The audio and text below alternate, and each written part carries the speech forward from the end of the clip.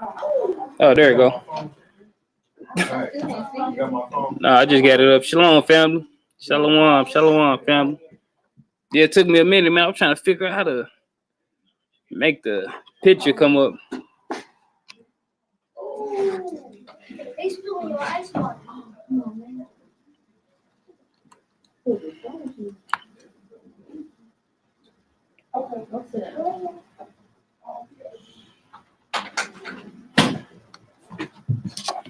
Let everybody climb on in. We got a couple people in the room.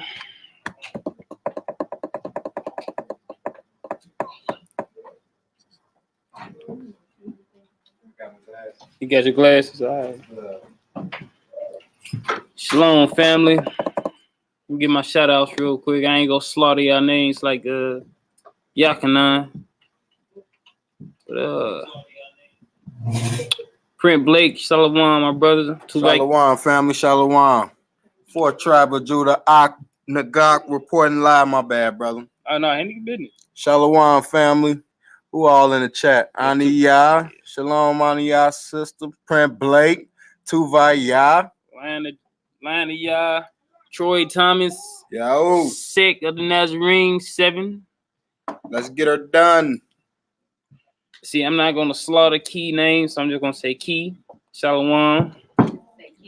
Kila. Yeah, I'm saying Kila. Kila Laka. Olam Kasdo. Okay.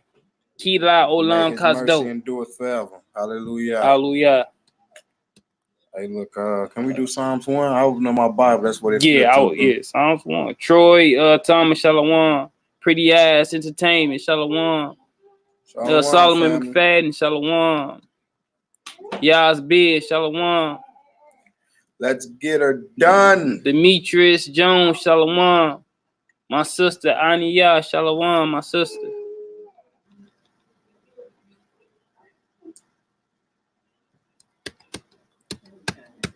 Yeah, I was sure why you got it up.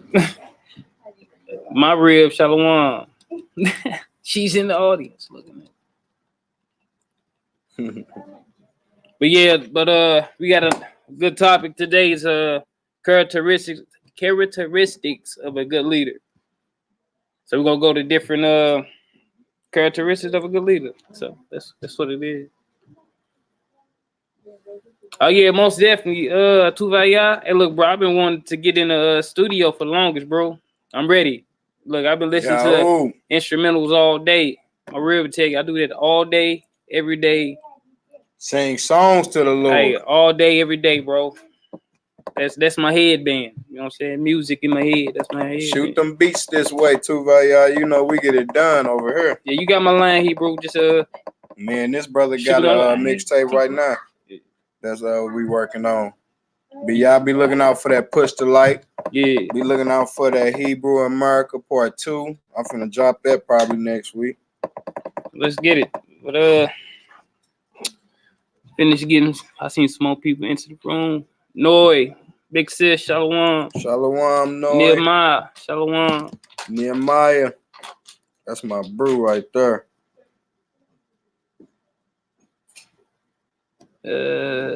Chanelia, Shalom, my sister. My rib, she in the crowd. But yeah, we're gonna get it started. Gonna do Psalms 1. Bro said we're gonna open it up with Psalms 1 with the Most High's permission. Let's get it done. Face the east, family. We're gonna face the east.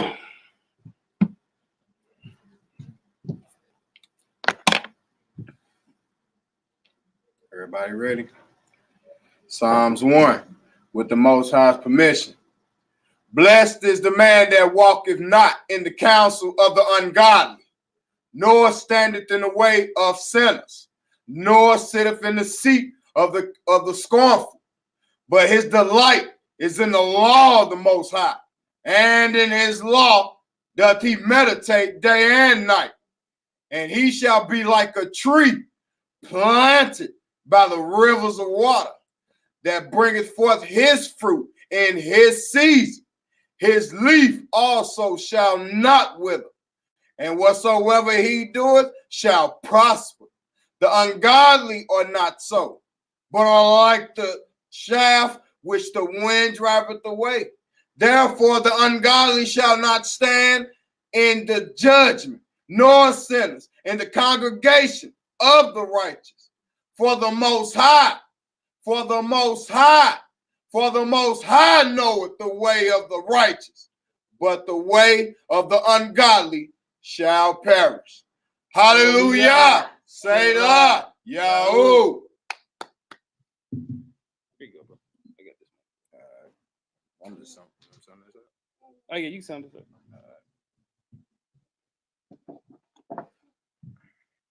Get her done.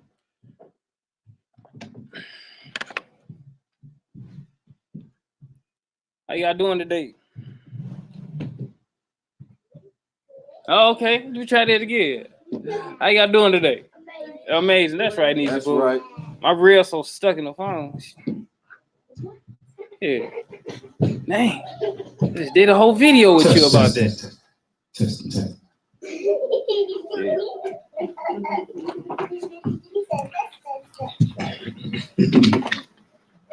We're starting off in Hebrew. So look, we're gonna start off this in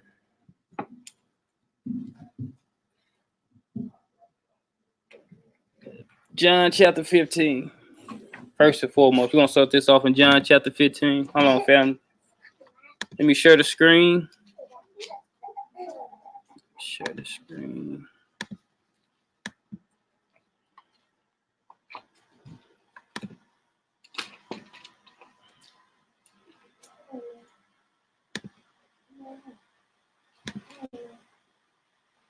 And we're gonna start verse 13. So John 15 and 13. Yeah. Hey, shh.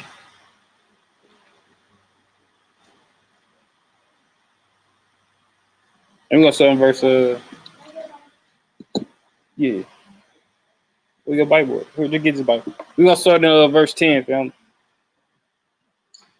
Y'all throw some nines in there when you get in the when you get to the verse. We're going to John chapter 15. Yeah, get more. You said we started at 10. Yeah.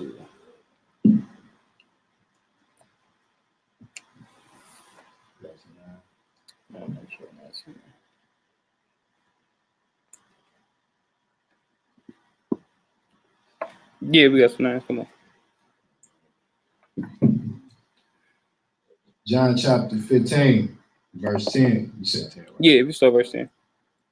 If ye keep my commandments, ye shall abide in my love, even as I have kept my Father's commandments and abide in his love.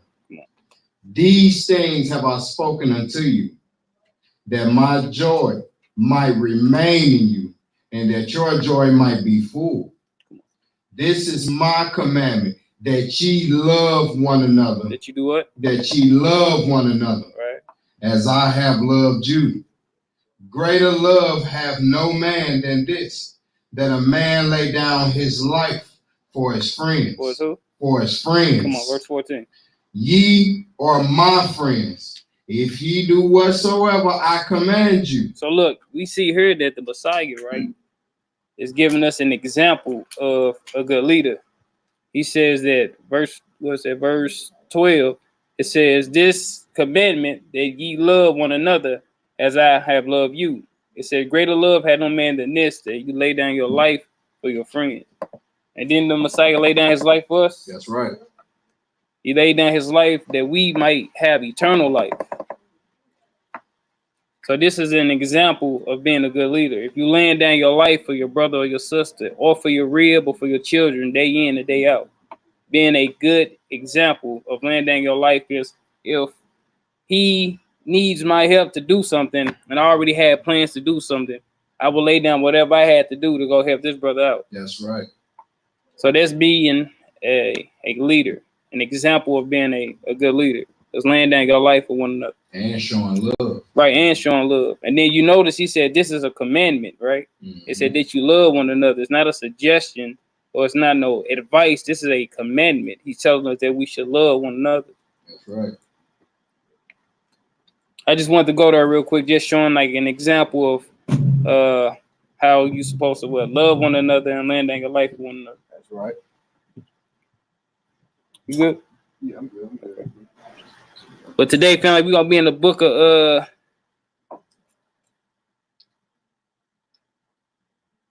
she said, don't we pick and choose? Nah, sis. He said, if you only love those that love you, what reward do you have with the Father? Woo. Say that again. Yeah, she said sarcastically. Yeah, but today, family, we really gonna be in the book of Jasher. We're gonna be back and forth in the 66, but the New Testament, but we're gonna spend more time in the book of Jasher. So that's why I got the book of Jasher.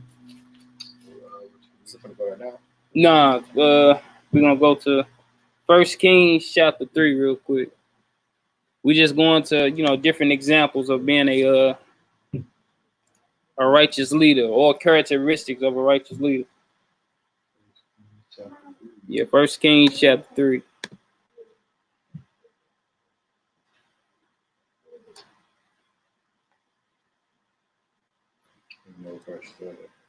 I'm gonna start on verse 16.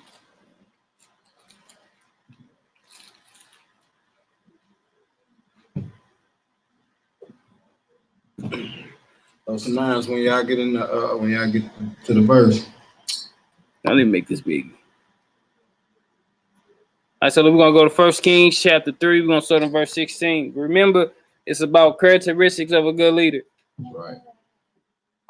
So if anybody is gonna be a leader, he should have godly characteristics. That's right. Being a light.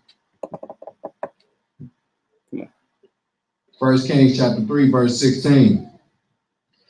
Then came there two women, right, that were harlots, right, unto the king, and stood before him. So look, these are two harlots who come to King Solomon during the time, right? And look what's going on. Come on. And the one woman said, "Oh my Lord, I and this woman dwell in one house." Do what? Dwell in one house. Right, so these harlots, they lived in one house with one another. Come on. And I was delivered of a child with her in the house. Come on. And it came to pass the third day after that I was delivered, that this woman was delivered also. So look, both of these women had babies the same day, right? Come on. And we were together.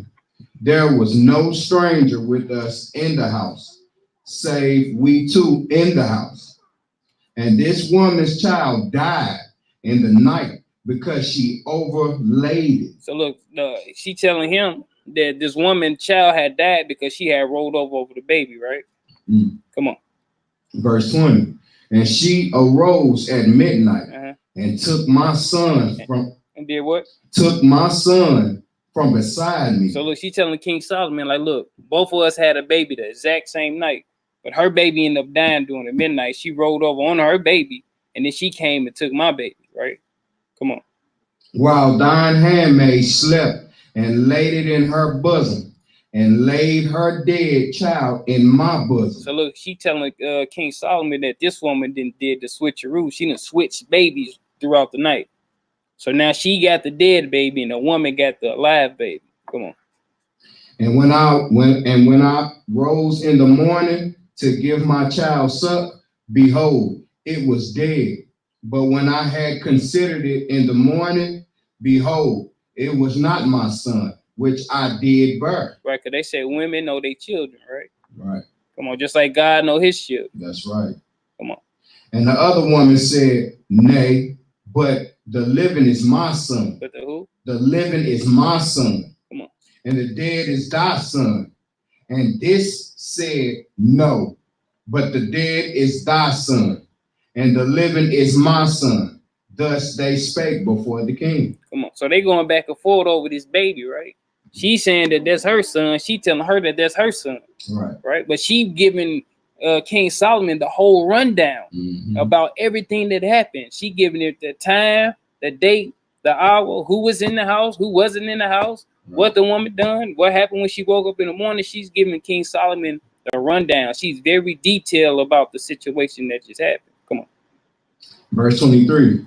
Then said the king, right.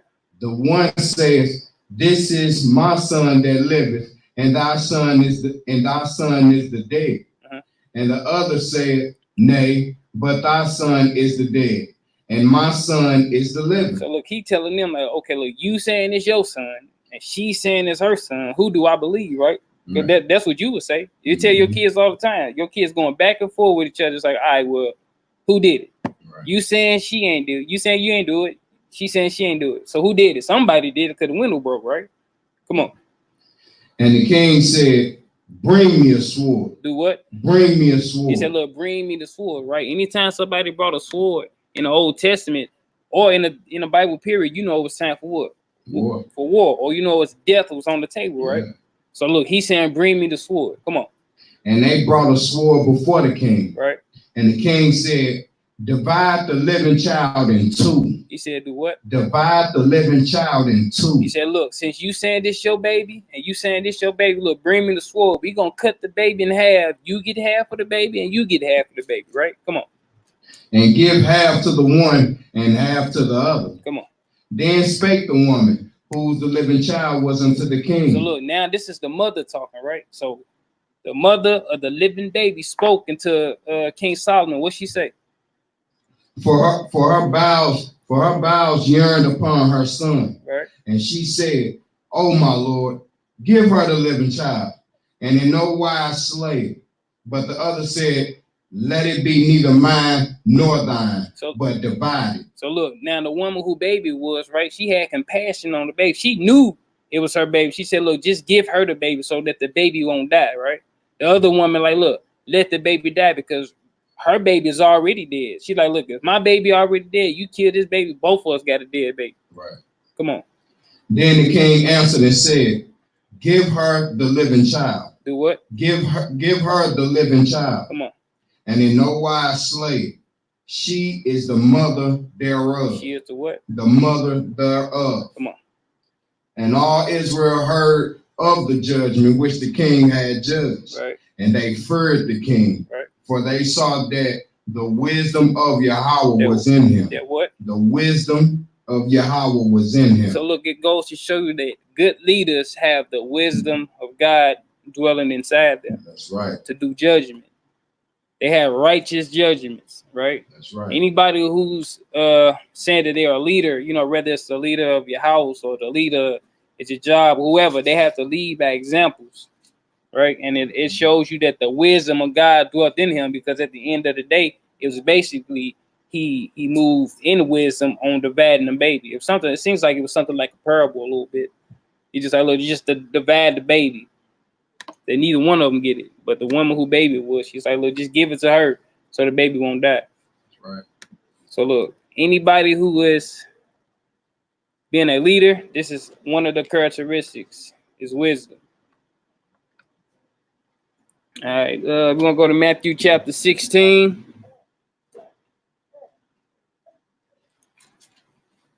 You got that Isaiah 9 on that? Nah. I brought for the he finna pull something real quick. But I'm gonna go to Matthew chapter 16 real quick.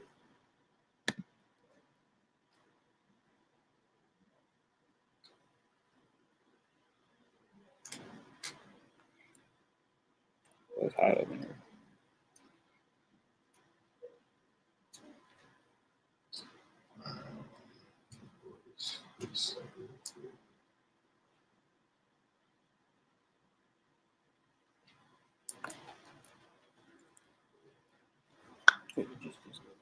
You said Matthew? Yeah, 16. We're gonna go to Matthew chapter 16. We're gonna start in verse 20.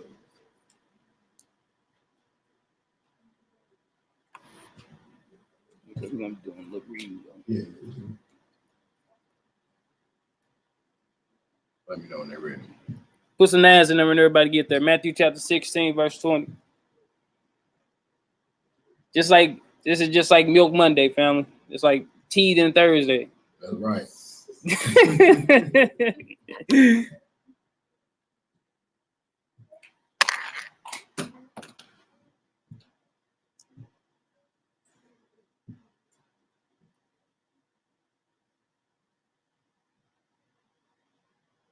Yeah. No, I'm waiting on it. Okay, we there. All right. Matthew chapter 16, verse 20. All right, so look, we in Matthew chapter 16, verse 20, fam. Then charged he his disciples that they should tell no man that he was Yahshua, Right. the Mashiach.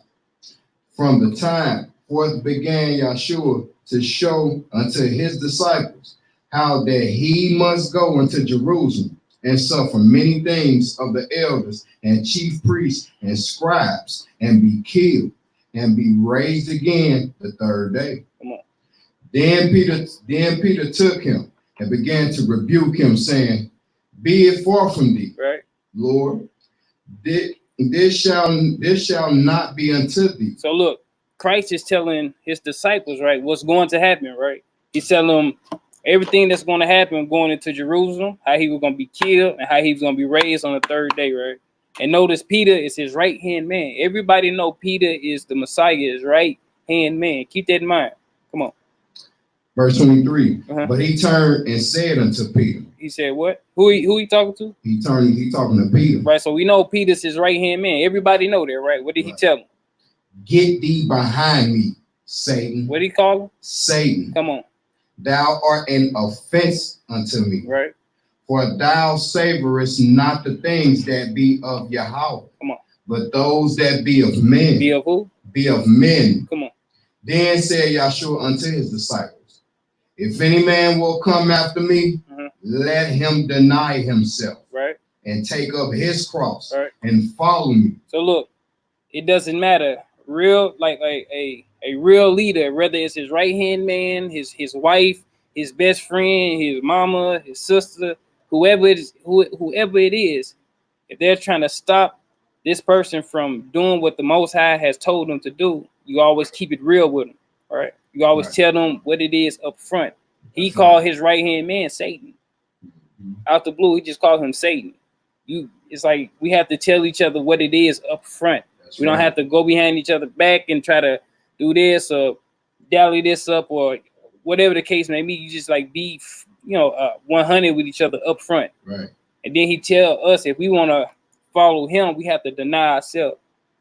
And then you can see Peter didn't get mad and get offended either. Right. Because he knew what it was. So we got to stop being offended when we telling each other about each other. Yeah. You know what I'm saying? It ain't no hard feelings. If I had a bug in my nose, I want somebody to tell me. Right. You know what I'm saying? Versus me going around looking stupid. Hey, look, we was at the bank yesterday, and dude, the teller, he had something on his nose, and I sat down. I said, hey, bro, go like this. So when he looked at me, he said, something on my nose. I said, yeah. He said, you got me? I said, yeah, I got you, bro. And we're like, he got it off his nose. Just like, hey, I ain't gonna have you looking crazy. You're right. It's like at the end of the day, it's like what I noticed in Israel, man, we get offended by everything. Right. And what I noticed, it's not about what's being said, it's about who's saying it. Yeah. It's like at the end of the day, when you go home, you read that same Bible I got, and that same verse say the exact same thing.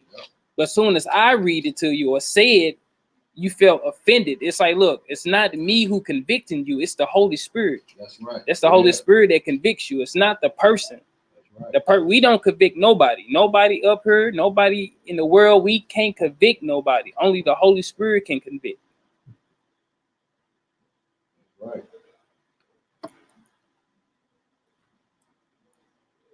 All right. We're gonna go to John chapter 13. John chapter 13. Yeah. We're gonna start on verse 1. But remember, family, we just going over different characteristics of a good leader. Like we just read how the Messiah, he kept it real with his disciples. He called Peter Satan to his face.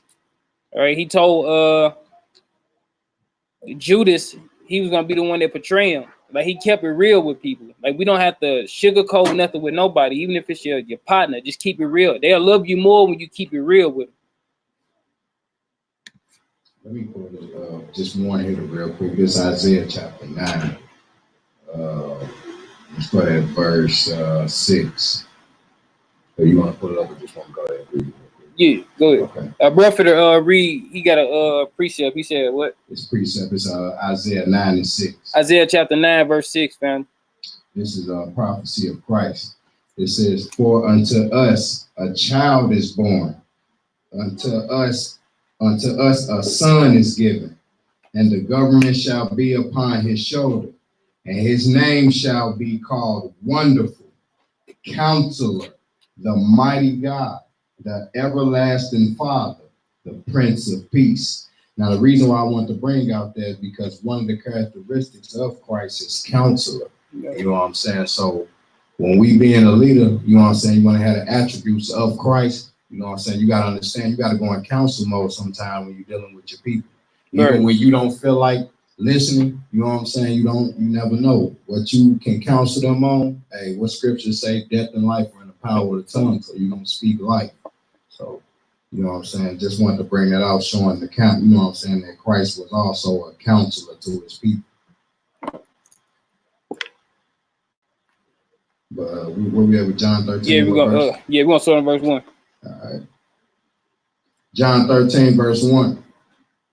Now before the feast of the Passover, when Yahshua knew that his hour was come, that he should depart out of this world unto the Father, having loved his own which were in the world, he loved them unto the end.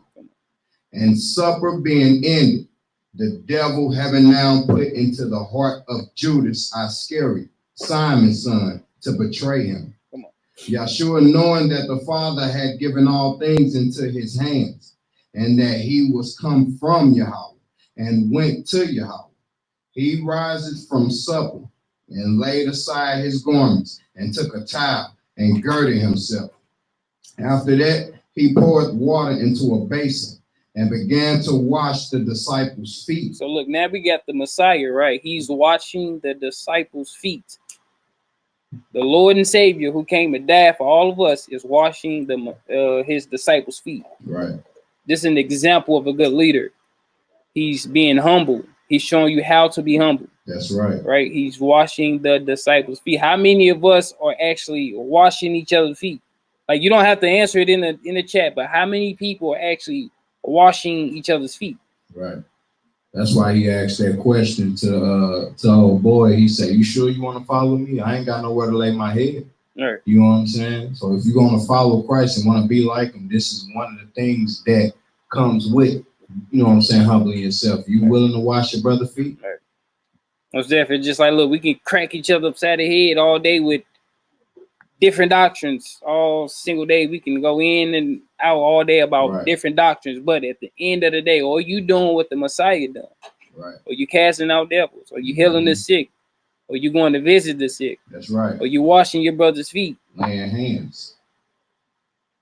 It's just what it is, man. We get caught up into so much different things instead of the simplest things that the Messiah told us to do. Love your neighbor as yourself. That's right. Love God. Have no other gods before the Most High. Right. Just like he's our leader, he's giving us so many examples, but we get caught up in other kind of things is what I'm saying. Come on. That's right. And to wipe them with the towel wherewith he was girded. So the very towel that he girded himself with. Right. He didn't wash them with. Right. He took off the towel that he had and washed his disciples' feet. Symbolic for him, you know what I'm saying? Burn another one of burden. You know what I'm saying? Verse 6. Then cometh he to Simon Peter, and Peter said unto him, Lord, dost thou wash my feet? Right. Yahshua answered and said unto him, What I do thou knowest not now, but thou shalt know hereafter. He said, look, what I'm about to do, you don't know what I'm doing it for, but after this, you gonna know why I'm doing it.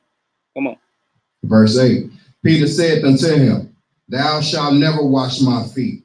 Yahshua answered him, If I wash thee not, thou hast no part with me. So look, he's telling you right now, if he doesn't wash you or cleanse you, right, by water or by the Spirit, he letting you know, like, you have no parts with him. So that's why he was telling Peter, like, look, you don't know why I'm doing this, but here after this, you gonna know why I'm doing it. That's right. Come on. Verse 9. Verse 9. Simon Peter said unto him, Lord, not my feet only, right, but also my hands and my head. He said, look, not just my feet. That's what it is. Wash my whole body. Yeah. Come on. Verse 10. Yahshua said to him, He that is washed needeth not needeth not save to wash his feet, but is clean every whit. Come on. And ye are clean, but not all. He said, look, not all y'all are clean, right? And we already knew who wasn't clean. It was Judas, because he betrayed the Messiah. Right. He couldn't be cleansed from that. Mhm. He couldn't. Once you turn your back on the Messiah, you cannot be cleansed from that. Yeah. Once you denounce him, you cannot come back from that. You cannot be cleansed from that. Most High give you over to a reprobate mind, man. Come on. Verse 11. For he knew who should betray him. Therefore said he, ye are not all clean. So after he had washed their feet and had taken his garments and was set down again, he said unto them, know ye not what I have done to you? Right. Ye call me master and Lord. You call me what? Master and Lord. Come on. And ye say, well, for so I am. If I then, your Lord and Master. So look, he's talking to his disciples, right? He said, look, y'all call me master and y'all call me Lord, right? He says, and y'all do well. Right. He said, but if you call me your Lord and your master, come on. Have washed your feet. Come on. Ye also ought to wash one another's feet. So look, he said, look, all y'all should be washing each other's feet. Yeah. This is your Lord and Savior, our teacher, our leader. He's washing the disciples' feet. The next verse says what? For I have given you an example. So look, this is an example. This is a simple example, but we get caught up in pride and we don't want to wash each other's feet. We try to walk around seeing who got the cleanest feet now. Right. Just like, look, oh no, you ain't got no socks on? No, bro, I can't wash your feet. Right. It's like, look, this is an example. Come on. That ye should do as I have done to you. All right, gonna hold it there. All right, so look, fam, we're gonna go to 1 John chapter 2, 1 through 5. So this is just an example how the Messiah washed his disciples' feet. He said, there is the charge. Yeah, that's a charge. That's a charge, bro. It's like ain't no way around it. That's like a charge. It's like, look, wash each other's feet. It's like we get caught up in the craziest stuff. Yeah, man. Satan is crafty, very crafty. And he'll have you doing what you think is righteous, but you ain't doing nothing but confusing yourself and causing strife. You got 10,000 lessons on polygyny. Right. But ain't nobody washing nobody's feet. Woo. That's the real word. It's like, look, that's the truth right there. It's like, look, how about we apply that? When the last time you applied the spirit of Abraham, hospitality? You know what I'm saying? Invite your brother over. Sit down. You know what I'm saying? Come on. Which verse we starting on? Yes, sir. Hey, look, y'all got soap. Bro got the soap and bucket. She said she got soap. Hey, look, I got hands. Right. Hey, sure. Let's get her done. Let's get it. We can have it right here. We one body. HQ has the corner for washing feet. Right. Yes. Yeah. Yeah, that's the biggest humility. It's like, hey, look, washing feet. And then like don't do it just like, yeah, you know, I done wash our push feet. Right. You know, that's go live. All right, yeah, you know, we washing feet. Like, nah, just do it to show humility. Right. Just like, look, when the Messiah was doing certain miracles, he told the people not to tell nobody. He wasn't boasting of himself. Right. He did it humbly. Like, look, you ain't got to tell nobody. I just check my works. Mm-hmm. I don't have to brag about everything that I'm doing. Right. Just check my works. We're going 1 John chapter 2, we're gonna start on verse 1. 1 John chapter 2, verse 1. My little children, these things write I unto you. Come on. That ye sin not. That you what? That ye sin not. See, look, good leaders are going to tell you don't go against your God. That's right. Bad leaders are going to tell you God loves everybody. Woo. You can do what you want. We all sinners. Like real leaders are going to tell you don't go against your God. Do not sin. Come on. And if any man sin, we have an advocate with the Father, Yahshua HaMashiach, the righteous. Come on. And he is the propitiation for our sins. Come on. And not for ours only, but also for the sins of the whole world. Come on. And hereby we do know that we know him. How do we know him? If we keep his commandments. So look, a good leader is going to tell you, like, look, if you actually saying you know the Messiah, keep the commandments. And that's showing love. That's real love. You teaching each other how to keep the commandments. Right. Come on, verse 4. What it say? He that saith, I know him, and keepeth not his commandments is a what? Is a liar. Is a what? Is a liar. Come on. And the truth is not in him. Verse 5, what it say? But whoso keepeth his word. Do what? But whoso keepeth his word. So look, anybody who's going to be a leader have to keep their word. Have to keep their word. Come on. In him verily is the love of Yahweh perfected. Because God kept his word as a man, and his word was manifested. That's right. He kept his word. Woo. He said, look, everything that I'm going to do, I will do it. Here out, now, tomorrow, and forever. His word would never come back void. The Most High always kept his word. He always kept his word. So that's why I tell you, like, if you're going to keep your word, then it said the love of God is perfected. That's right. That's how you become a perfect person. If you keep your word. That's another way of becoming perfect. Keeping your word. Come on. Hereby know we that we are in him. Because we keep our word. That's right. All right. So look, we're going to go to Proverbs 29, verse 2. We're just going to hit one verse. And then we're going to go to 1 Samuel chapter 24. And then we're going to go to Jasher. Now we're going to go to Proverbs 29, 1 and 2. Yeah. Come on. But my little man want to come read. Yeah. Get them words small, son. Proverbs chapter 29, verse 1 and 2. Yeah. No, just stay down there.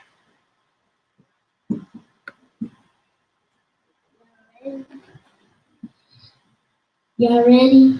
Yeah, come on. He that be often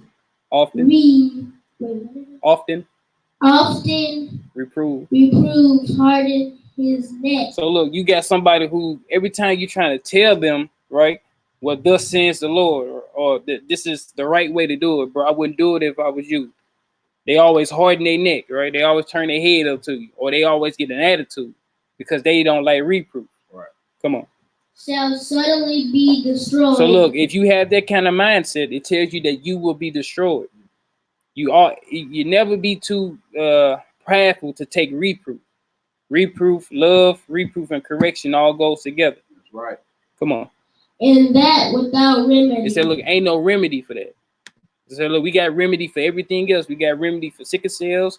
We got remedy for ADHD. We got remedy for AIDS. You know, like Yaki, that bro, he know all the remedies, right? He can get rid of all that.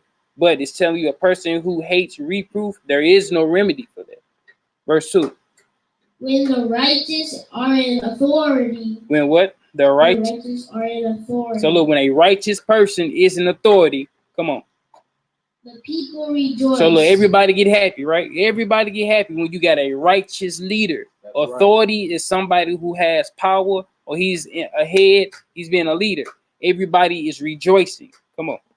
But when the wicked beareth rule. So look, now you got a wicked person being a ruler. When you burn rule, you're ruling over the people. What do the people do? The people mourn. So look, everybody gets sad.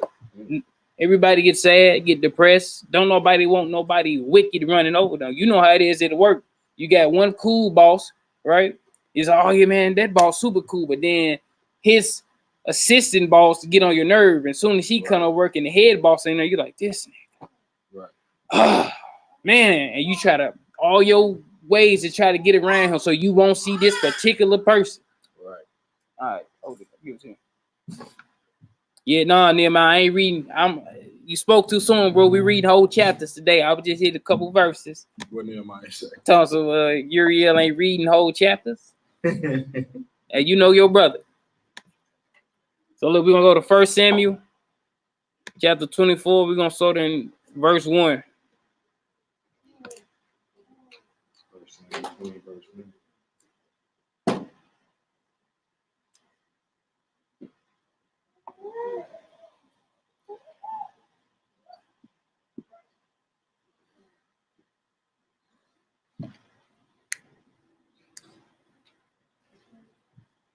Jealous of Israel, Solomon family.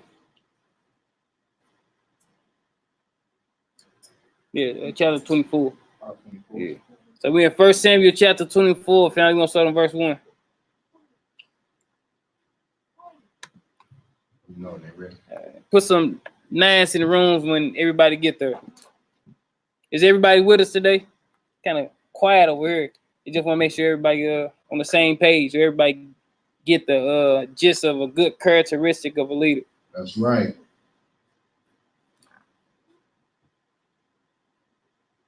Gotta blow the trumpet at our people, man.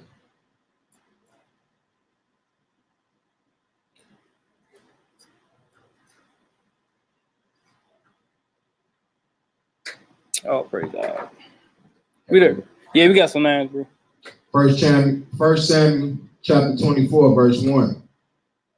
And it reads, and it came to pass, when Saul was returned from following the Philistines, that it was told him, saying, behold, David is in the wilderness of Engedi.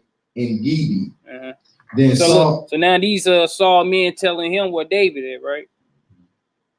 then Saul took 3,000 chosen men out of all Israel, Right. and went to seek David and his men upon the rocks of the wild goats. And he came to the sheepcotes by the way, where was a cave, and Saul went in to cover his feet. And David and his men remained in the sides of the cave. Come on. And the men of David said unto him, behold, the day of which the Most High said unto thee, behold, I will deliver thine enemy into thine hand, that thou mayest do to him as it shall seem good unto thee. Right. Then David arose and cut off the skirt of Saul's robe privily. Come on. And it came to pass after that David's heart smote him because he had cut off Saul's skirt. So look, David just cut off the fringes that was on Saul's skirt, right? Just and his conscience got struck. Just imagine if he would have killed him. Come on. And he said unto his men, the Most High forbid that I should do this thing unto my master. Unto who? Unto my master. Come on. The Most High's anointed, right, to stretch forth mine hand against him, seeing he is the anointed of the Most High. So look, all this was going on or whatnot. Hey, go grab it. No, y'all don't grab it. Look, all this was going on with David, right? He knew that Saul was trying to kill him this whole time, but he had the opportunity to kill Saul, but he didn't. He didn't kill Saul, even though the men told him, like, look, we know where Saul at. We know where he's resigned. He, cutting his garment. He still would not put his hand. Shalom, sis. He still would not put his hand on Saul because he said that the Most High had anointed him.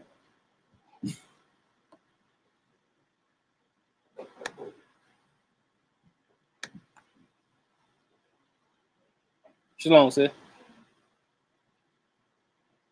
So look, I'll read it, verse 7. It says, so David stayed his servants with these words and suffered them not to rise against Saul.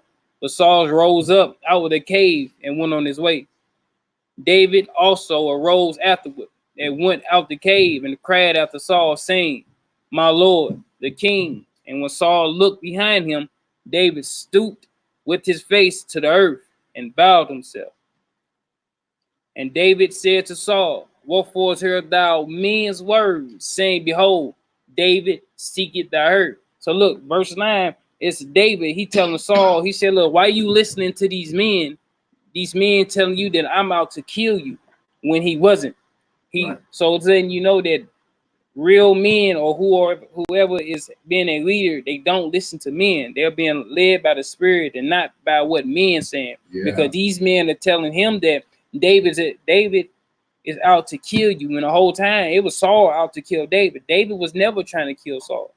He was only trying to defend himself, Right. but he was never trying to kill Saul. That's why when he had the opportunity to kill Saul, he said, I can't, because God anointed him. Though he went off, God still anointed him. That's a good leader, because right before this, Saul was the leader. He listened to the people, and that's what caused him not to be king anymore. Right. So good leaders, they don't listen to what men or what women have to say or whoever. They listen to what the Lord says. Yeah, we're just gonna hit verse 10 and then we out of here. Verse 10.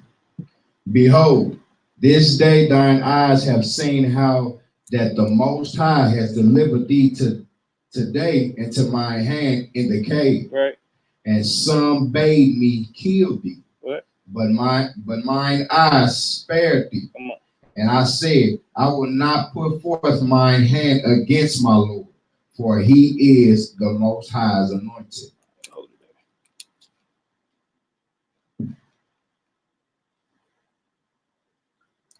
All right, family. So now we're finna go over to the book of Jasher.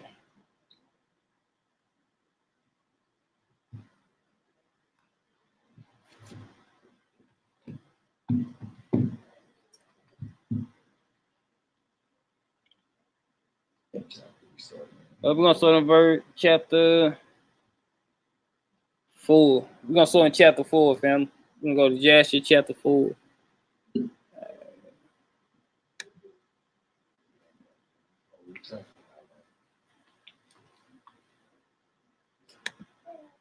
So we're gonna go Jasher chapter 4. We're gonna start in verse 16. We're just gonna do 16 to 21.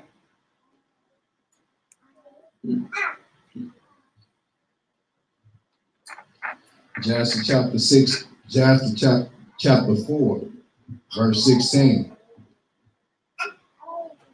And all of the sons of men departed from the ways of the Lord in those days, as they multiplied upon the face of the earth with sons and daughters.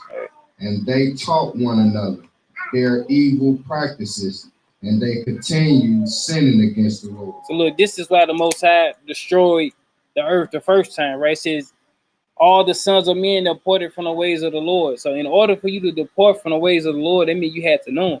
Right. All right, verse 17, come on. And every man made unto himself a god. Right. And they robbed and plundered every man his neighbor, as well as his relative. So look, we see that till this day. Like everybody's robbing each other. Like, man, we got video cameras. We just seen today that me and my real done seen 5 different video cameras of showing people in our neighborhood straight going into people's cars, robbing, going into people's cars, taking stuff out people's cars, and all our neighbors got video cameras and catching everything on camera. In your neighborhood? In our neighborhood. On our street, we got like 5 different, it's like this little neighborhood app. Right. You know what I'm saying? That everybody in the neighborhood get on or whatnot. They tell you everything that's going on in the neighborhood. Somebody selling something, it's a party, whatever. In y'all neighborhood quiet. In our neighborhood quiet. It's straight up. Checking all corridors, but it's like we got 5 different neighbors with cameras that's straight showing us, like, look, this is what's going on our street at nighttime. Then they come around like 12:30 at night to like 4 o'clock in the morning. Come on. And they corrupted the earth, and the earth was filled with violence. Come on. And on real quick. And you see, they started doing this after they made themselves God. Right. You know what I'm saying? It's crazy. Verse 18. And their judges and rulers went to the daughters of men and took their wives by force.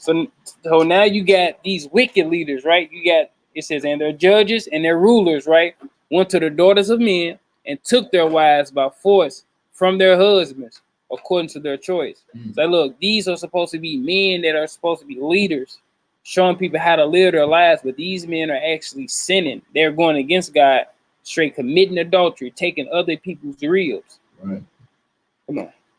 And the sons of men in those days took from the cattle of the earth, the beasts of the field, and the fowls of the earth, and taught the mixture of animals of one species with the other. Like we see that to this day. It's just like, look, they mixing lions and tigers, and they call it a liger. Man, these things are huge. Like I done straight seen videos of these animals are straight huge. Even when you go to the zoo now, here I see it's this one animal. I do not believe that this animal. Every time me and my real go to the zoo, I like, man, that animal is cloned. That's a mixture. It look like real. It don't look real. It look like a zebra, a donkey, a horse, a mouse, and a squirrel. It look like all these animals, but then you telling me it's a boki, and that's what it is. Like, no, I don't believe it. That's a whatchamacallit. Yeah, and that's what kind of animal it is, a whatchamacallit, a thingamajig. Right. Come on. In order therewith to provoke the Lord. Right. And God saw the whole earth, and it was corrupt, for all flesh had corrupted its ways upon the earth, all men and all animals. And the Lord said, I will blot out man that I created from the face of the earth. Come on. Yeah, from man to the birds of the earth, together with cattle and beasts that are in the field. For I repent that I made them. Verse 20. And all men who walked in the ways of the Lord died in those days before the Lord brought the evil upon man, which he had declared. For this was from the Lord, that they should not see the evil which the Lord spoke of concerning the sons of men. Come on. And Noah found grace. Noah found grace in the sight of the Lord. And the Lord chose him and his children to raise up seed from them upon the face of the whole earth. All right, so look, now we talk about Noah, right? So now we find that the Most High has chosen somebody out the earth to do his will. So now we know it's Noah. So now we're going to go over to Jasher chapter 6. We're going to read verse 11 through 26. Boy, that wave to water. Yeah. Water dropped to a wave, boy. The whole earth was evil. He found one person. One person. What verse was from? Oh, 11. Jasher chapter 6, verse 11. And on that day, the Lord caused the whole earth to shake, and the sun darkened, and the foundations of the world raged, and the whole earth was moved violently. Right. And the lightnings flashed, and the thunder roared, and all the fountains in the earth were broken up, such as was not known to the inhabitants before. And God did this mighty act in order to terrify the sons of men. To do what? To terrify the sons of men. So look, the Most High started destroying the earth, right? To terrify the sons of men, to make them turn back to him. But what happened? That there might be no more evil upon earth. Verse 12. And still the sons of men would not return from their evil ways. So look, we see this going on till today. It's like, look, the Most High is destroying the earth. So many signs, boy. Destroying the earth as we speak, but people are still caught up in their everyday life, right? Not noticing none of the signs that he's giving us. I'm talking about just yawning at the Most High. Right. What he doing, bro? And blood, you got blood rivers. You know what I'm saying? Signs in the heavens of blood moons and earthquakes. Like, come on, man. And saying they still would not turn from their evil ways. Woo! Come on, start verse 12 over again. And still the sons of men would not return from the evil ways, and they increased the anger of the Lord at that time, and did not even direct their hearts to all this. And at the end of 7 days, and in the 600th year of the life of Noah, the waters of the flood were upon the earth, and all the fountains of the deep were broken up, and the windows of heaven were open. Jump down to verse 18 real quick. Verse 18. What time say we on 18th, fam? And they called to Noah, saying, So look, these are the people outside of the ark, right? Noah had built the ark and everything, right? Come on. Saying, open for us that we may come to thee in the ark. And wherefore shall we die?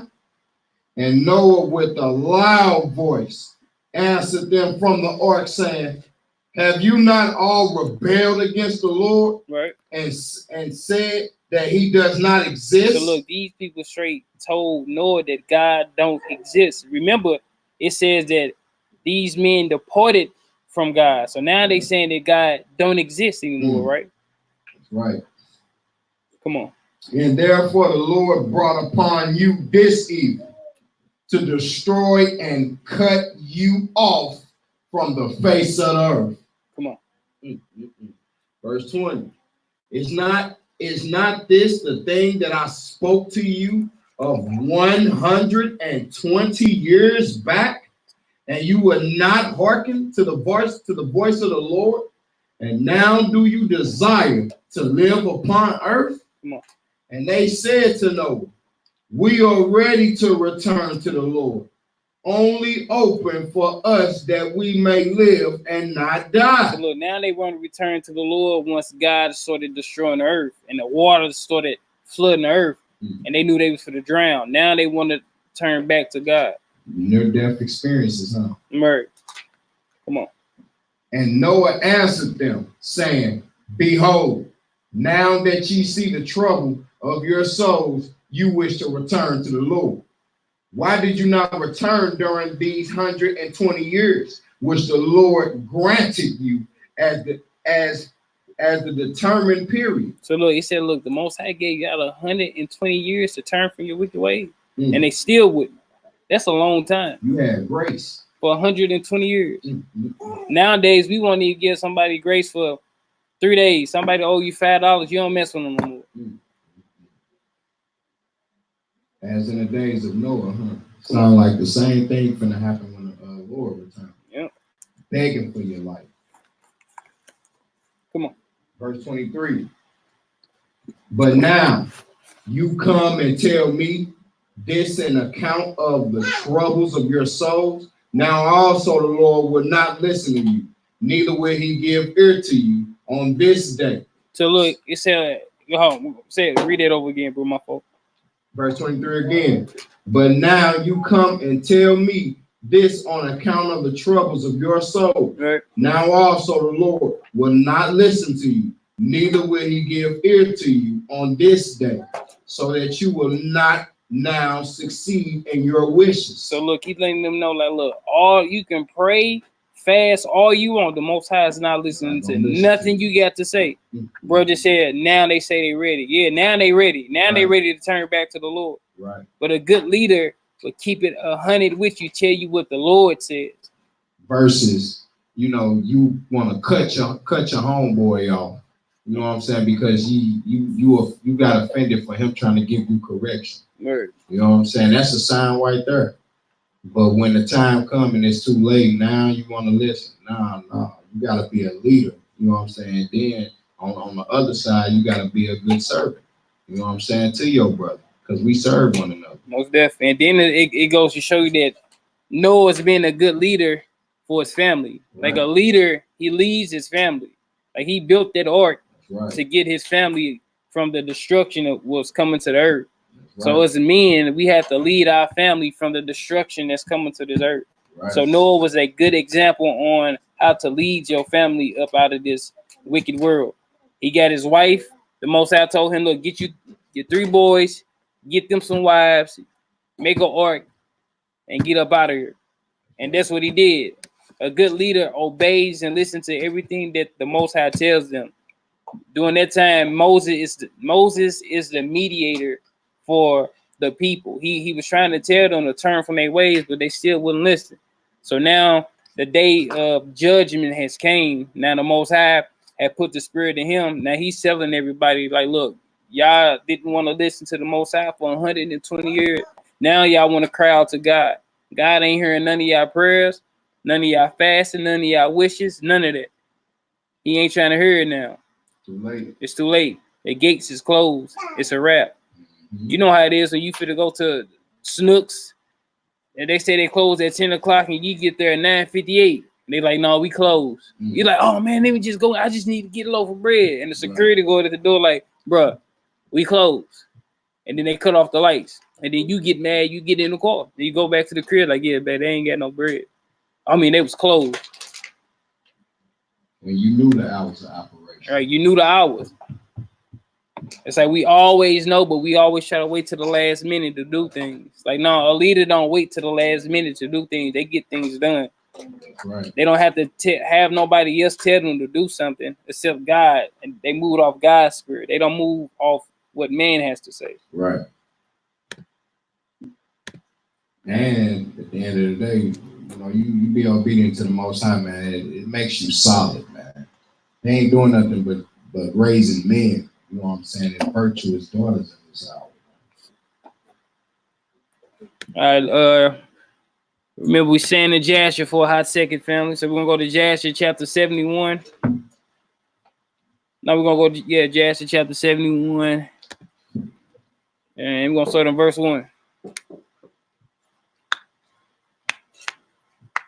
So we're gonna be learning about the life of Moses. Is basically what we're gonna be going through. How he was a leader for Israel. Yeah, we're gonna start on verse 1.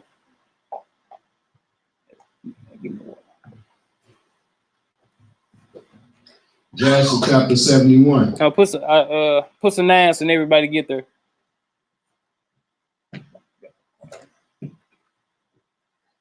Wait for some nines.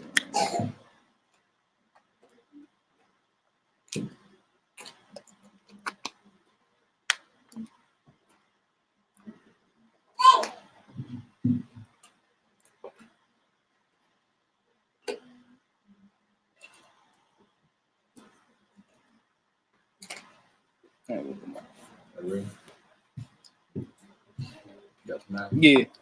Jasher chapter 71, verse 1. And when Moses was 18 years old. So look, Moses is only 18 doing this time, right? Come on. He desired to see his father and mother, and he went to them to Goshen. Right. And when Moses had came near Goshen, he came to the place where the children of Israel were engaged in work. And he observed their burdens, and he saw an Egyptian smiting one of his Hebrew brethren. Right. So now Moses was going to go see his parents, and he saw an Egyptian fight one of the Hebrews. Mm-hmm. Come on. And when the man who was beaten saw Moses, he ran to him for help. For the man Moses was greatly respected in the house of Pharaoh. And he said to him, my Lord, attend to me. The Egyptian came to my house in the night, bound me. Right, so he didn't bound this man up. Come on. And came to my wife.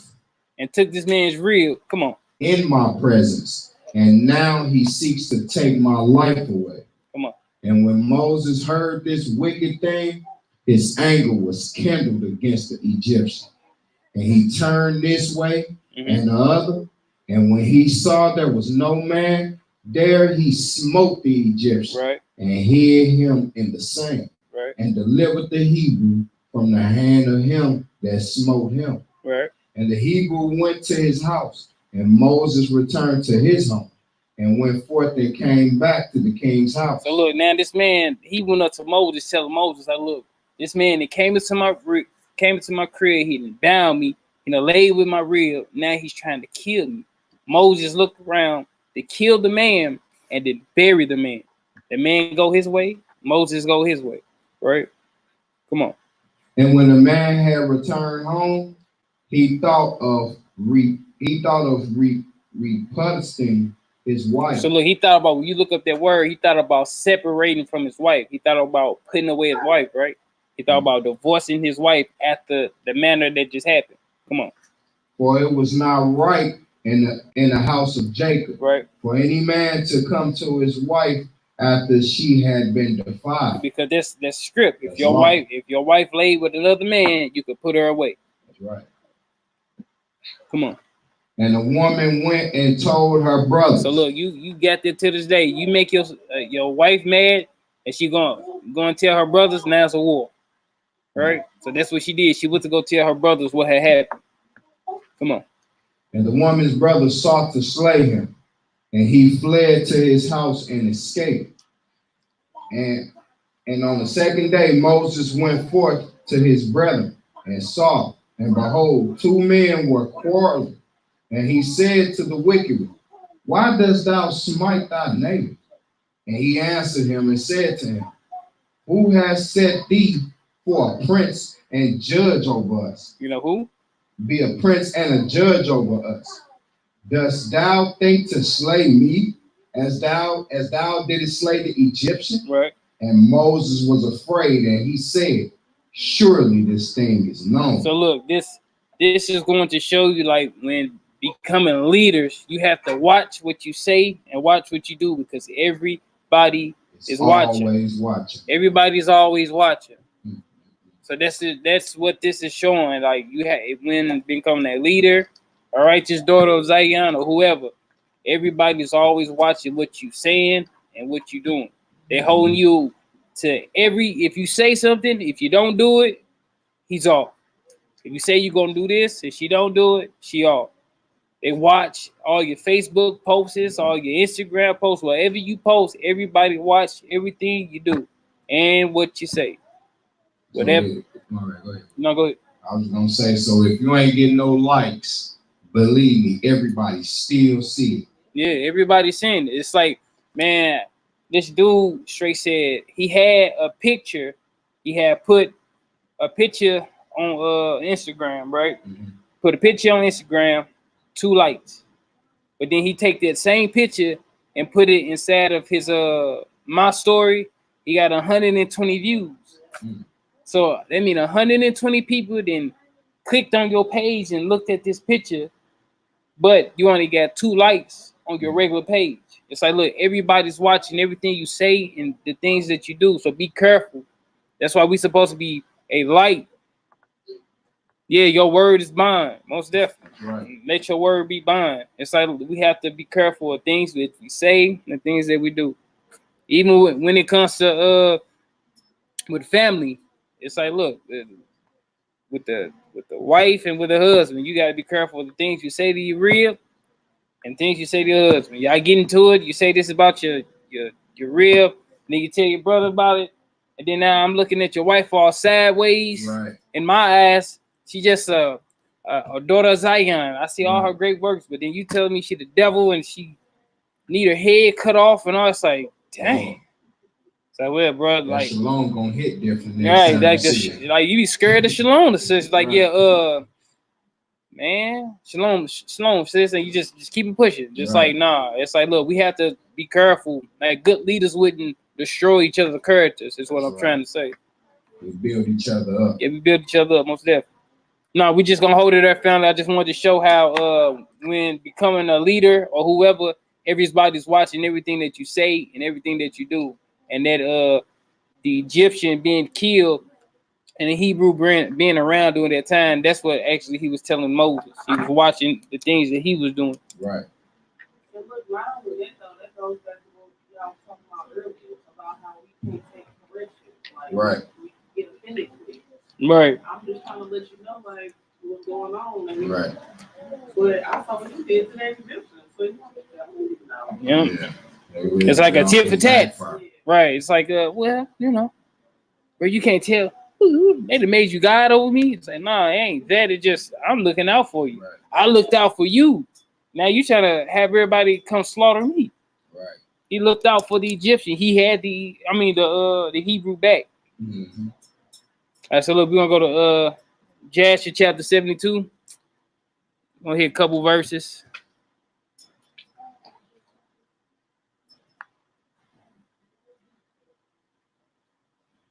We're gonna hit 21 through 24, then we're gonna jump over one chapter. Yeah, hey, lesson learned for myself, honey, y'all. Hey, vice versa, lesson learned. Straight up. 21 through 24. Yeah. So I'll throw some nines in there when they're there.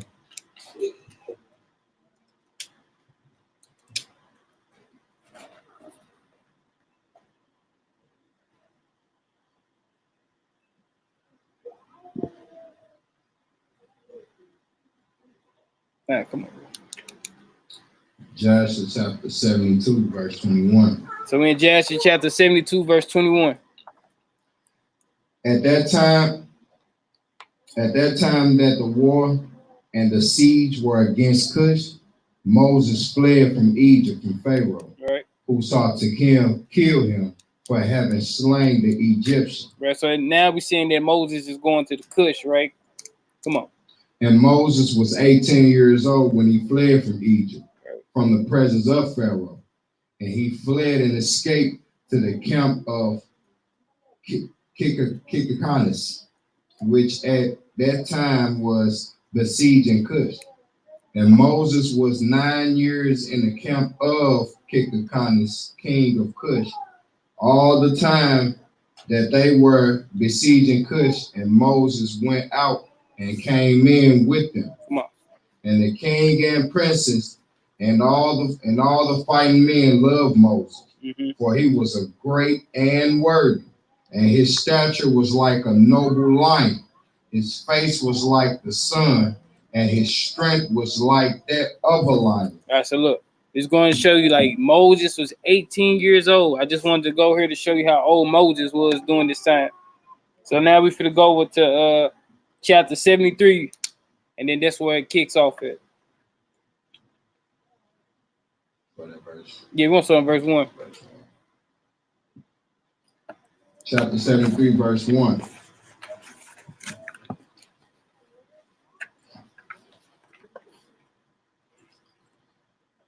In the 55th year of the reign of Pharaoh, king of Egypt, that is in the 157th year of the Israelites going down into Egypt, reigned Moses in Cush.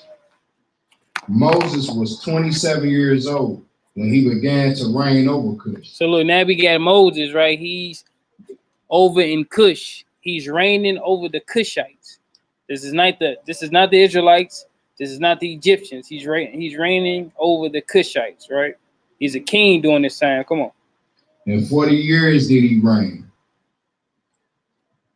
Verse 3. And the Lord granted Moses favor and grace in the eyes of all the children of Cush. Right. And the children of Cush loved him exceedingly. So look, now we got the Cushites loving Moses. Moses is the king over the Cushites. Remember that. Come on. So Moses was favored by the Lord and by men. And in the 7th day of his reign, all the children of Cush assembled and came before Moses and bowed down to him to the ground. Right. And all the children spoke together in the presence of the king, saying, give us counsel. Do what? Give us counsel. Come on. That we may see what is to be done to this city. Come on. For it is now 9 years that we have been besieging round about the city, right, and have not seen our children and our wives. So the king answered them, saying, if you will hearken to my voice and all that I have command you, then will the Lord give the city into our hands, and we shall subdue it. So look, he's telling the children of the Cush, right, that if they do what he's telling them to do, that the Most High will grant them the city so they can subdue it. This is not the children of Israel. This is Moses leading another flock. With being a good leader, you can lead other flocks, just not Israel. Right. So this is Moses leading another flock. This is the Cushites. Just like when Jacob, he went down to Laban's. He was down there feeding Laban's flock. He was taking care of Laban's flock. That wasn't Laban's flock. I mean, that wasn't Jacob's flock. That was Laban's flock, but he was taking care of it. So look, if you can take care of another flock, you for sure can take care of Israel. That's right. Come on. Verse 8. For if we fight with them as in the former battle, which we had with them before the death of Hyrcanus, many of us will fall down wounded as before. Now therefore, behold, there is counsel for you in this matter. If you will hearken to my voice, then will the city be delivered into our hands. So all the forces answered the king, saying, all that our Lord shall command, that will we do. And Moses said unto them, pass through and proclaim a voice in the whole camp unto all the people, saying, thus saith the king, go into the forest and bring with you of the young ones of the stork, each man a young one in his hand. And any person transgressing the word of the king, who shall not bring his young one, he shall die. He shall what? He shall die. And the king will take all belonging to him. And when you shall bring them, they shall be in your keeping. You shall rear them until they grow up, and you shall teach them to dart upon as is the way of the young ones of the hawk. So all the children of Cush heard the words of Moses, and they rose up and caused a proclamation to be issued throughout the camp, saying, unto you, all the children of Cush, the king's order is that you go all together to the forest, and to catch there the young storks, each man his young one in his hand, and you shall bring them home. And any person violating the order of the king shall die, and the king will take all that belongs to him. All right, so look, I was just going to show that Moses was over the Cushites, not just Israel. He's over the Cushites, and then when he was in Egypt, all the men in Egypt, he was over the men in Egypt also. Now you know that you can be a leader, be an example of a leader if you can run other flocks also. That's right. Not just Israel. All right, so.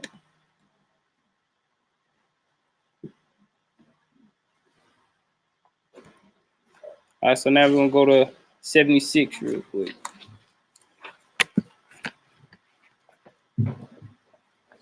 It's a Jasher chapter 76.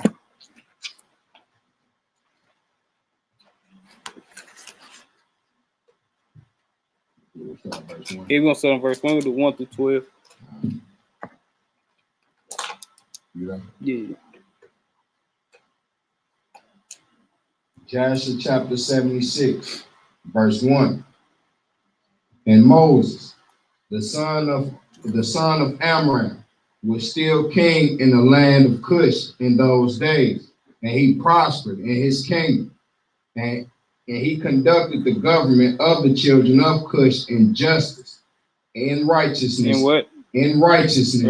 and integrity. Come on. And all the children of Cush loved Moses all the days that he reigned over them. And all the inhabitants of the land of Cush were greatly afraid of him. Because the Most High was with him. Come on. Verse 3. And in the 40th year of the reign of Moses over Cush, Moses was sitting on the royal throne, while his Adoniah, the queen was before him, and all the nobles were sitting around him. And Adoniah, the queen, said before the king and the princes, What is this thing which you, the children of Cush, have done for this long time? So this is Moses' wife. He would not lie with her because she was of another nation. Now she's getting mad. She's talking to the children of Cush, and this is what she's telling the children of Cush. Come on.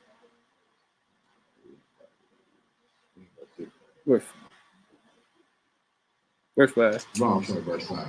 Surely you know that for 40 years that this man has reigned over Cush. Right. He has not approached me, nor has he served the gods of the children of Cush. Right. So the children of Cush had their own gods, and then Moses never served their gods.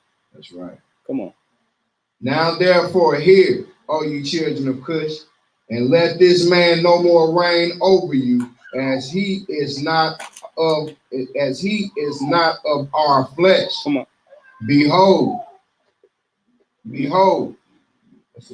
Menacrus, my son is grown up. Let him reign over you, for it is better for you to serve the son of your Lord than to serve a stranger, slave of the king of Egypt. And all the people and nobles of the children of Cush heard the words which Adoniah the queen had spoken in their ears. And all the people were prepared until the evening. And in the morning they rose up early and made Menacrus, son of Kikanus, king over them. So look, now Moses is no longer the king over them. They listened to what she said and put him over them to be their king. So then like when you're becoming that leader, it's going to be people out to try to get you. That's right. Come on.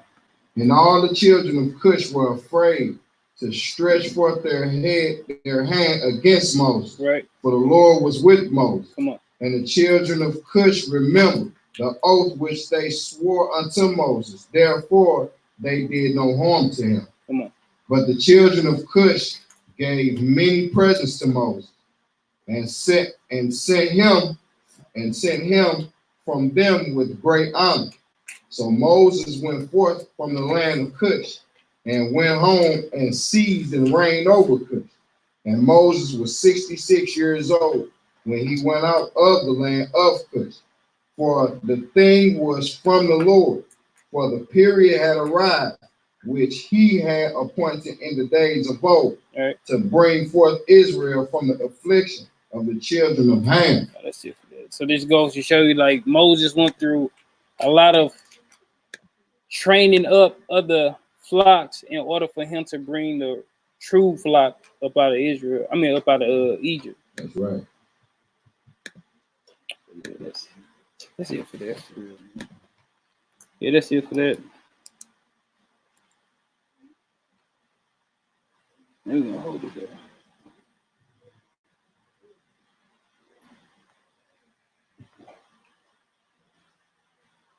All right, I ain't want to hold y'all up all night. Just a quick little characteristics of a good leader. I wouldn't have one, 3-hour video. Right. The message is definitely brought up, brother. Yeah, so family, we just wanted to go over some good characteristics of a good leader. You ain't even gotta have all characteristics. Pick that one and be great in it. You know what I'm saying? Right. Because that's what we go wrong at, trying to do every single thing, and we end up stumbling. You know what I'm saying? You gotta be humble and recognize the gift that you was given. You know what I'm saying? And you profit off of that.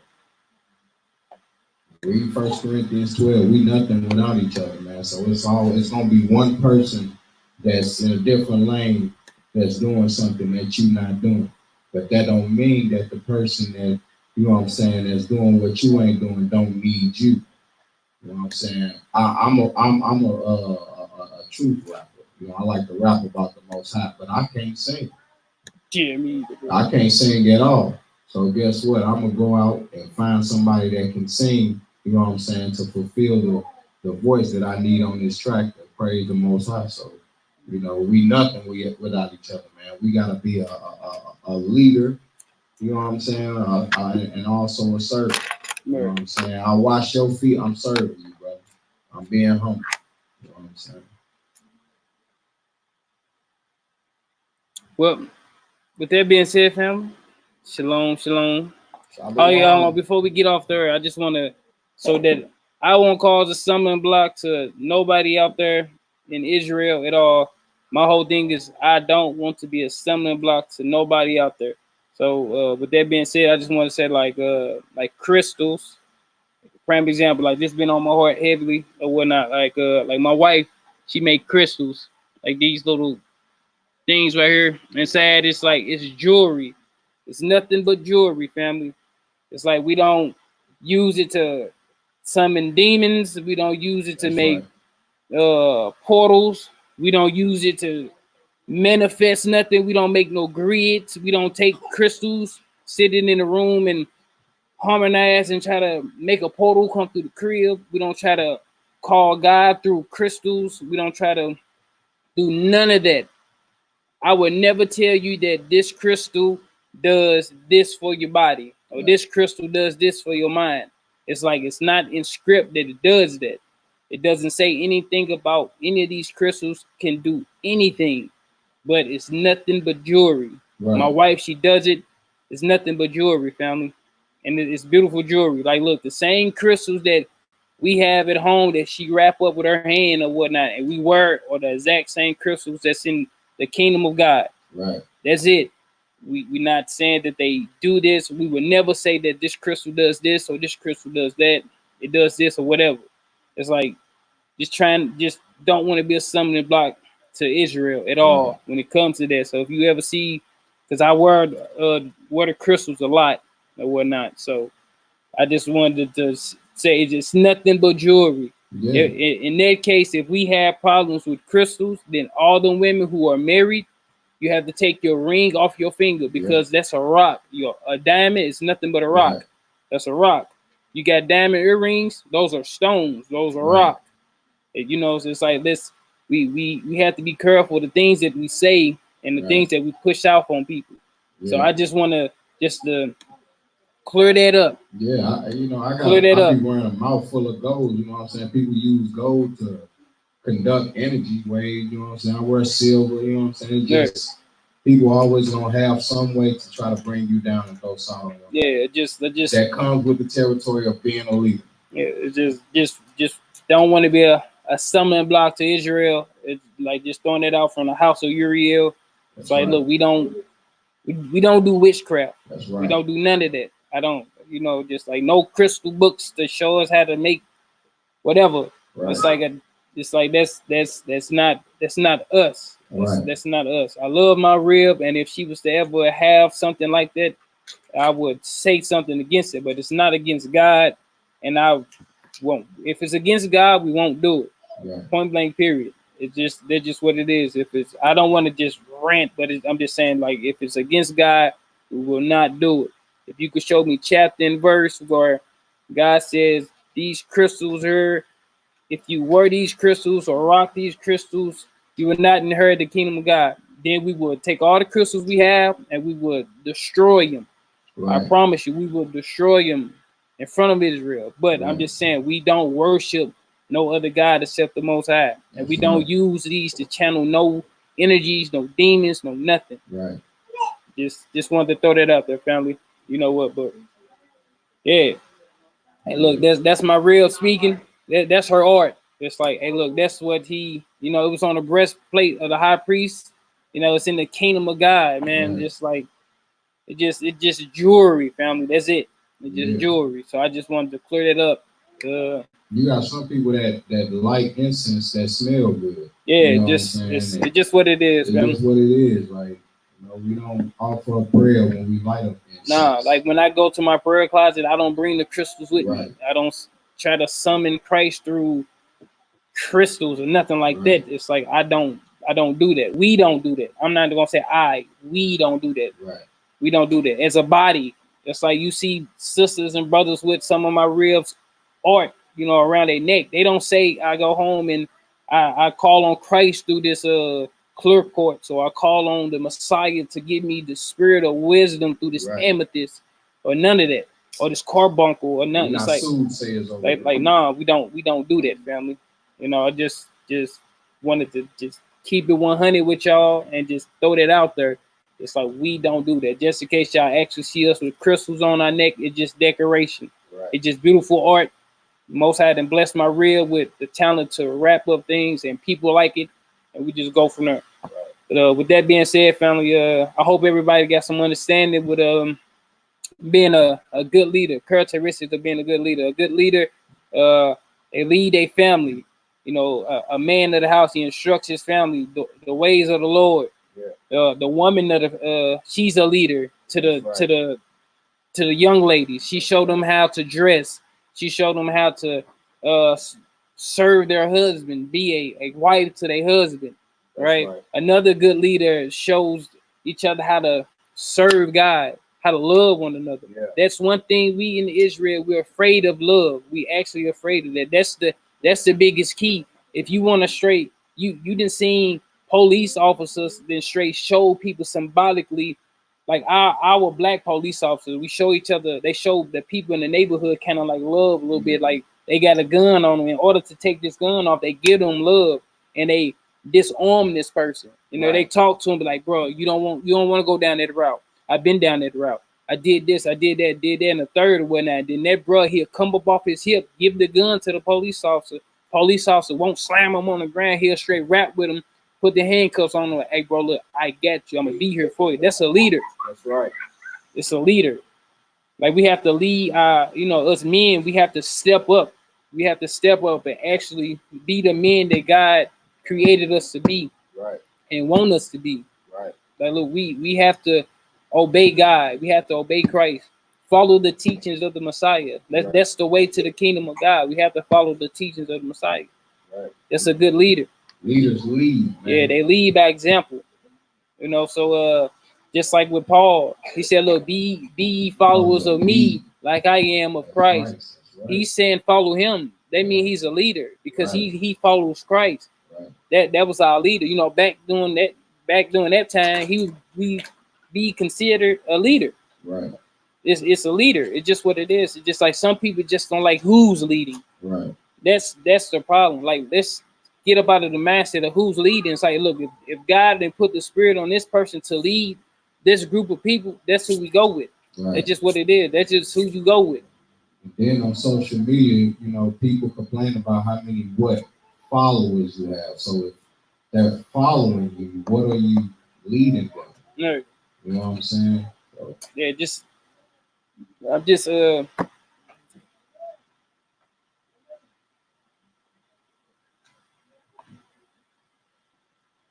yes, just look, I'm just speaking on, we don't use it to idolize anything.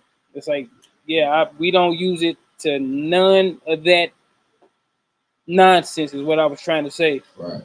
It's like, look, we don't use it at all. In that case, it's like to be truthful, just like you got to take the CD player out your car. Right. Because the clear quartz runs the CD players. Right. It's like when planes are flying, it's like clear quartz run the planes when they fly. It's like crystals are everywhere. Not saying to go out and just research, okay, look, I'm gonna take this. I heard that a clear quartz will give me mind clarity, and none of that. It's not my place to tell you that. Look, for God, keep the commandments. Right. If you feel that a person wearing something or you know, saying like a crystal, or I use me for example, if you feel that me wearing a crystal is kind of like a stumbling block to you or whatnot, if that's the case, I won't wear my necklace around you. That's right. Around you, just so you won't stumble. I won't wear it around you, but it's not off. Is what I'm saying. Right. It's not a sin against God. It's not a sin against God. But to make you feel comfortable, I won't wear it up here. That's the same as drinking wine. It's not off, but if you know what I'm saying, if that's offending you, I'll stop. Yeah, it's like if it offends you, I'll stop. I'll stop wearing it up here. Just so I won't lose a sister or a brother. But with that being said, family, may the Most High be with everybody. May the Most High be with everybody tonight. I hope everybody got some understanding. Yeah. For God, keep his commandments. That's right. Remember, everybody's watching everything that you say, everything that you do. So be careful when it comes to Facebook. Be careful when it comes to Instagram, or whatever platform you use to give the word. Like, be careful. Everybody's watching everything that you say and what you do. And look, love each other. love each other, man. Look, that's the key to the kingdom of God. It's love. Good. All right, we got you got a closing song? All right, we're gonna close it out with Psalms 5. My favorite song.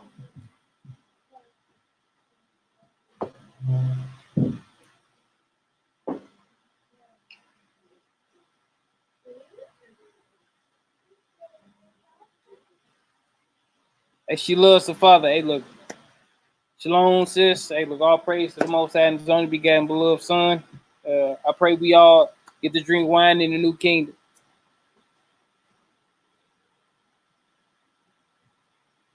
Y'all ready? All right, we're closing out with Psalms chapter 5 with the Most High's permission.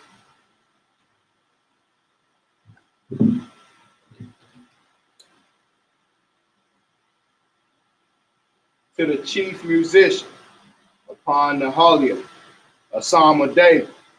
Give ear to my words, O Lord. Consider my meditation. Hearken unto the voice of my cry, my King and my God. For unto thee will I pray. My voice shalt thou hear in the morning, O Lord. In the morning will I direct my prayer unto thee, and will look up. For thou art not a God that hath pleasure in wickedness, neither shall evil dwell with thee. The foolish shall not stand in thy sight. Thou hatest all workers of iniquity. Thou shalt destroy them that speak leasing. The Most High will abhor the bloody and deceitful man. But as for me, I will come into thy house in the multitude of thy mercy, and in thy fear will I worship toward thy holy temple. Lead me, O Lord, in thy righteousness because of my enemies. Make thy way straight before my face. For there is no faithfulness in their mouth. Their inward part is very wickedness. Their throat is an open sepulchre. They flatter with their tongue. Destroy thou them, O God. Let them fall by their own counsel. Cast them out in the multitude of their transgressions, for they have rebelled against thee. But let all those that put their trust in thee rejoice. Let them ever shout for joy, because thou defendest them. Let them also that love thy name be joyful in thee. For thou, Most High, will bless the righteous with favor. Wilt thou compass him as with the shield. Hallelujah. Say loud, Yahoo. Long live the King. Shalom, family. Shalom, family. Outstanding lesson, brother. Once again.